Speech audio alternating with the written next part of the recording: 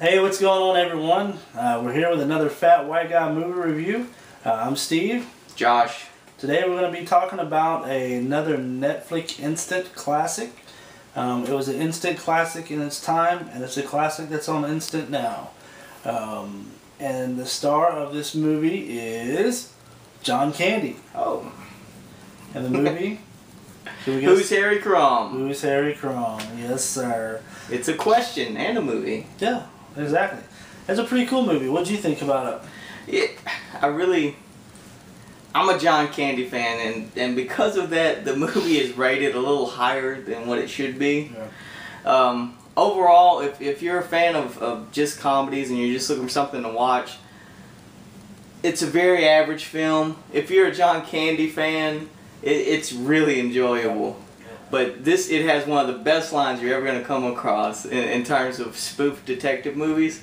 It's whenever he gets the ransom note, and the ransom note is done with a collage of magazine letters, and they spelled out kidnapped your daughter, $10 million ransom, yeah, and he says, if we could find that crazy typewriter, you'll find your kidnapper. Yeah. John Candy is a goofball, and he's straight out of Canada. Started off on a TV show. SCTV. Way back when. And a lot of the SCTV players make little short cameos. I can't remember some of their names, but yeah, you have a lot of those SCTV stars that step in. Yeah, it's a great movie, and John Candy, it's got, he's a detective who is the third generation of a long line of, well, I guess long line, it's a line of three people. Yeah. Great detectives, and he's been been removed from the scene of the whole company by the head guy that runs it or whatever, and he's been put out in kind of like a remote location where he can't bother nobody to ruin the image of the company, is what I gather from his situation. And then because he's like the redheaded stepchild. Yeah. I mean, the other guys were like Sherlock Holmes, and he's like Sherlock Holmes' retarded little brother. Yeah. And so then this case comes up where there's I'm not worried about spoilers, because if you haven't seen this by now, then shame on you. Yeah, come on. You had a decade and a half. Yeah, and so the head agency guy, he ultimately ends up being the guy that set up the kidnapping, and as a matter of fact, that becomes pretty obvious pretty quick. The movie's it's very predictable. Yeah, there's not a whole lot of effort put into hiding the plot, and that's on purpose. It's not from lack of creativity, I don't think, because the movie's awesome overall. But anyway, so because the guy wants, who's the dumbest guy we could put on this case, and so he calls John Candy, and John Candy comes into town. One of my favorite scenes out of the movie is when he goes to rent his car, and he's dickering back and forth with these two car-like guys about, I want this car. He's like, no, I gotta have this car. It's like a really nice old, like 64, 65 green Mustang. And finally, he gets the car he wants, and he pulls out of the parking lot, and his front tire is making it on the highway, and boom, he just gets T-boned. And so the next scene, you see him driving the car the first car they were trying to sell him. So I thought that was pretty great. And then, what I always love about going back and watching these old movies is you get to see somebody who, when you watch that movie, they were just they were a no-name person. Shawnee Smith. Shawnee Smith from Saw. From Saw fame. And Becker. She was on Becker for a while. She's in that movie. She plays a daughter, and so I thought that was pretty cool. That's probably one of her first roles that I remember her being an actual major player. Yeah, and my most notable person like that in this situation is Ben Stiller. When I went back and watched Happy Gilmore, and you realize that the guy in there in the thing is Ben Stiller. And when I saw that for the first time, I had no idea who Ben Stiller was. Yeah, I love Ben Stiller. And so he's really good. It's always cool to go back and watch a movie that you watched a long time ago, only to find out, like, holy crap, that person was in there. And so that was pretty cool. So the whole thing goes on, and he's doing all this detective work, and he enlists the aid of the daughter. And you know what it kind of reminds me of? What's that? Reminds me of Inspector Gadget and how the little girl and Brain, the dog, were always... Yeah, I didn't get that correlation originally, but yeah. It reminded me of that because, and I actually, to be fair about it, that just that thought just came to me as I was saying he enlisted the daughter.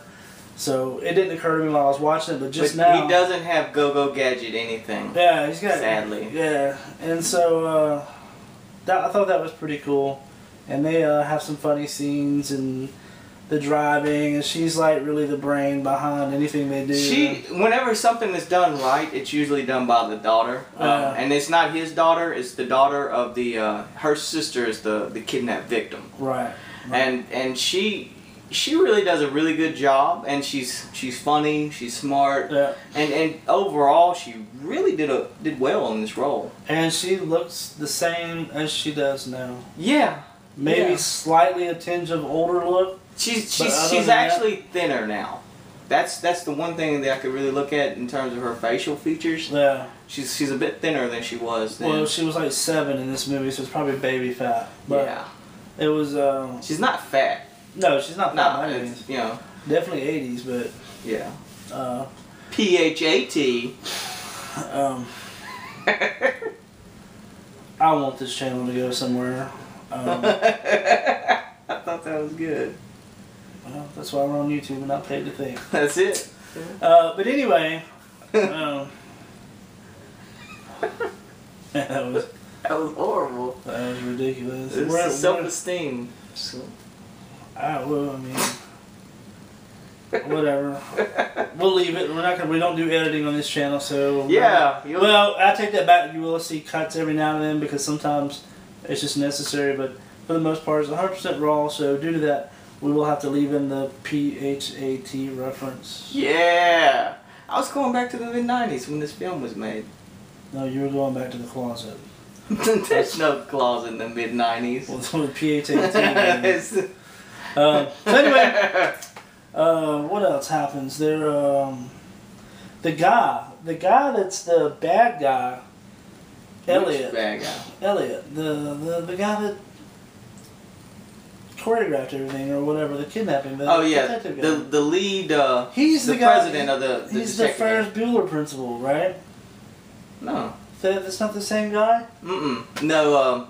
This guy he is a wonderful character actor, and he's in Deadwood, and he is also in he's in a bunch of stuff, but I can't remember his name. Man, you sure he's not the principal from Ferris Bueller's Day Off? Don't think so. We'll double check that and reference back in the next video or one of the future videos.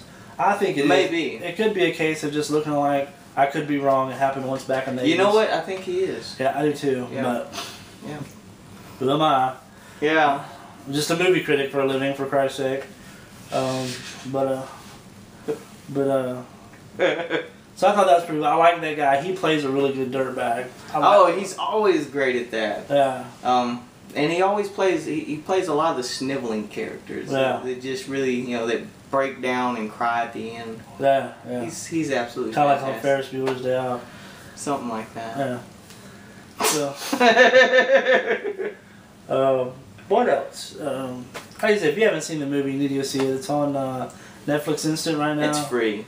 Yeah, it's a good movie. It's old school comedy. Yeah, so that's the way I can say it. It's just good. It's good fundamental comedy without. It is what it is. It's a lot of physical comedy by John Candy. Also, there are a couple spots where like when he got stuck in the telephone booth. Oh man, when he got stuck in the damn fan. Oh my god. It was so just unreal and just so not gonna happen ever, but it was just so funny. Yeah, because John Candy's pushing a good 350 in this one? And he's not gonna stand on a ceiling fan. And he was standing on a ceiling fan in a restaurant, and the ceiling fan is supported by one pole. Now it's a big heavy duty ceiling fan, but I still don't think John Candy. It was reinforced for the purposes of this film, I guarantee that. Yeah. Anyway, it's very 80s in how they shoot it, because a little kid goes over and he turns up the fan and it's going a little faster, and then the kid looks back up and John Candy goes, no, and his chins are shaking, and the little kid puts it up another notch, and then they do that weird 80s thing where they just speed up the film, and then it just starts going really fast, and it's so... John Candy, he starts out standing on the pole hold, and then as his fan gets faster, he slides down the pole and just vroom, vroom, vroom, spinning him around, and It's funny. It's the type of comedy where they don't even have to resolve the situation. No. You know, they'll present the funniness and offer no rhyme or reason as to how he got down. Just the next scene, you see him walking like... You see disheveled John Candy just stuttering. And you accept it, you know. That was back in the time when we didn't have to know everything. Everybody didn't have to, you know, you just... It's not based in reality, and that actually is pleasant. Yeah, it's cool. It's an escapist film. It does, yeah, it's not a, you know, it's not a... What I refer to as not an intellectual film. No, no. It's a Saturday afternoon, sitting back, chilling in the recliner. If you just like I said, if you're a fan of John Candy, you're gonna enjoy it. Mm-hmm. If you're a fan of just kind of goofy comedies, you'll enjoy it. If you're just a general movie watcher, this might not be the greatest film. Yeah, it's definitely not for everybody. I think being a John Candy fan is the key. Yeah. And I personally am John Candy, Chris Farley, Die Hard. Yeah. I mean, they're that part white of our guy's culture. forever. Yeah, I mean, they're in the clique. So yeah. So anyway, overall, what'd you rate it? I'm gonna just for the John Candy, and like for normal people, I would say this film is a 4. For John Candy fans, 5.5. Mm-hmm. And I'm gonna give it a 5.5 because I'm a John Candy fan. I'm a John Candy fan as well. I think the movie is good. I don't think if it were released today, it wouldn't survive just because people, this is the whole instant gratification, got to know every little thing mentality. And I think it's a good movie, so I'm going to give it a... Based on purely what I think, not what I think you will think, I'm gonna give it a 7. Wow. Yep. He's a big John Candy fan. It's a good movie. I'm sorry. It's a good old school movie that has about that much innuendo, just enough to, but it doesn't rely on it for like most every movie today relies on it for some kind of cheap laugh. They've got and probably. When the innuendo gets a chuckle out of me, it's good. Or the little sexual references. And the one that sticks out to me in here that I just had a blast with, it was so funny. He's, part of the whole thing involves a spa.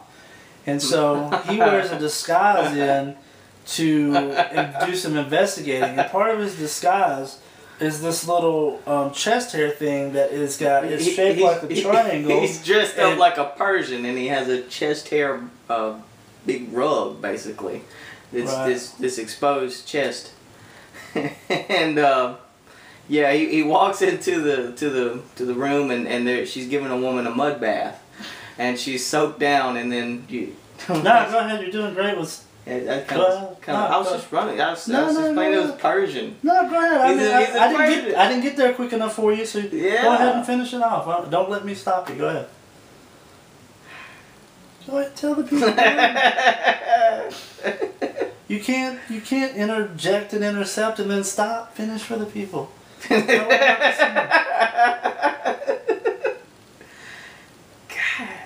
dang.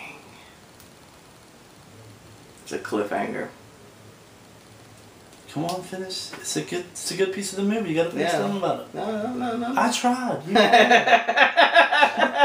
Anyway, since he doesn't care to finish, I'll go ahead and I'll say this: the chest hair pops off onto the lady who's soaked getting the mud bath, and it falls directly upon her pubic area, and it looks like a giant afro merkin, and it's absolutely hilarious.